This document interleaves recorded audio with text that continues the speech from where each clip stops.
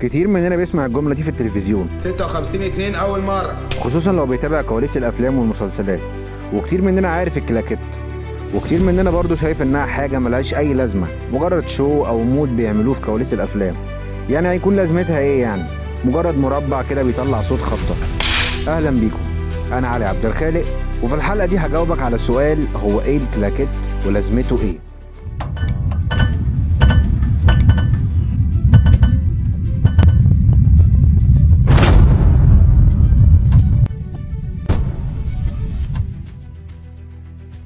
مبدئيا كده كلمة كلاكيت كلمة فرنسية الأصل، وهفاجئك كمان وأقول لك إن الكلاك ده من أهم الحاجات في المطبخ السينمائي، ومن غيرها كل المشاهد هتتلخبط وكل الصوت هيتلخبط، لكن ده هو اللي بينظم كل المشاهد بالشكل النهائي اللي بتشوفه. طبعا أنت مش فاهم حاجة.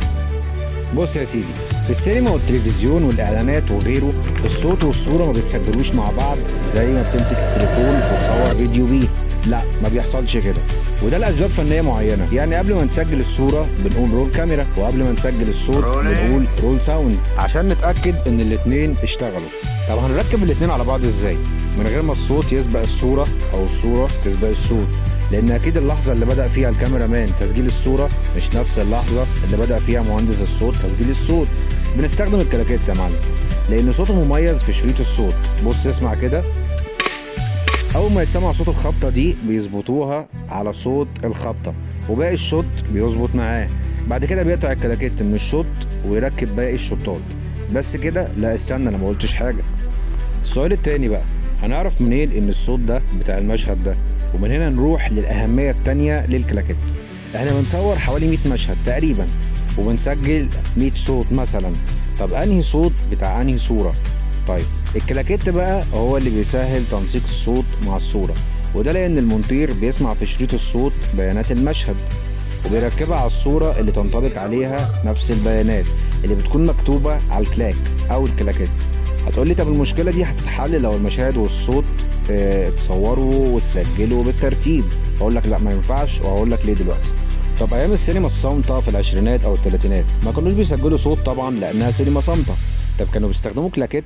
الاجابة ايوه برضو، لان ببساطة التصوير نفسه بيكون متلخبط مش زي ما بتشوفه. طب ليه؟ لان المشاهد بتتصور حسب المكان مش حسب الترتيب.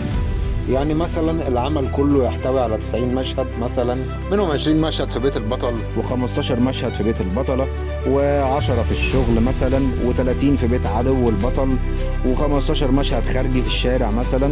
فالإنتاج عشان يعمل الصح بيصور مشاهد كل مكان ورا بعضها، بدل ما يفضلوا رايحين جايين وينقلوا المعدات ويفكوا الديكور ويركبوه كل شوية. فالطريقة دي بتوفر تكلفة ومجهود كبير جدا وغيره. خلاص كده فهمت النقطة دي؟ نرجع لموضوعنا بتاع الكلاكيت. المونتير بقى مطلوب منه يرتب اللخبطة دي حسب السيناريو المكتوب عشان تشوفه بالشكل النهائي اللي بتشوفه بيه. طب بيرتب المشاهد دي ازاي؟ ودي أهمية الكلاك التالتة اللي بيتحط قدام الكاميرا مكتوب فيه اسم ورقم المشهد واللقطة بكام والإعادة بكام.